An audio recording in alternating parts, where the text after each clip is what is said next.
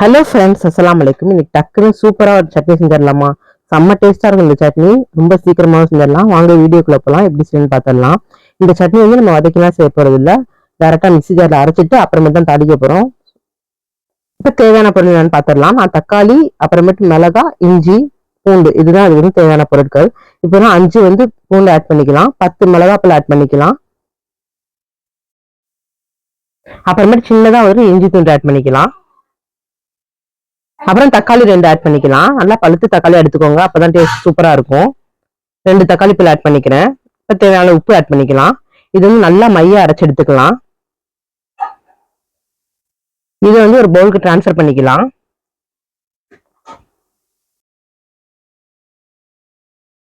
இப்போ டிரான்ஸ்ஃபர் பண்ணியாச்சு. இப்போ ஒரு கடாய் நல்லா ஹீட் ஆனதும் அந்த நல்லெண்ணெய் கொஞ்சம் ஜாஸ்தி ஆட் பண்ணிக்கலாம். அப்புறம் அதுல கடுகு உளுந்த பருப்பு ஆட் பண்ணிக்கலாம். அப்புறம் கருவேப்பிலை ஆட் பண்ணிக்கலாம். இதெல்லாம் நல்லா புரிஞ்சதுக்கு அப்புறமேட்டு டைரக்டா வந்து இந்த சட்னியில வந்து ஆட் பண்ணிக்கலாம். எண்ணெய் வந்து கொதிக்க ஆட் பண்ணீங்கன்னா வந்து இந்த சட்னியோட டேஸ்ட் சூப்பரா இருக்கும். இப்போ ஆட் பண்ணிட்டு ஒரு கிளறி விட்டுருங்க. அவ்வளவுதான், இந்த சட்னி வந்து தயாராகிடுச்சு. ரொம்ப ஈஸியா செஞ்சிடலாம் இந்த சட்னி. அதே சமயம் டேஸ்ட் வந்து சூப்பரா இருக்கும்.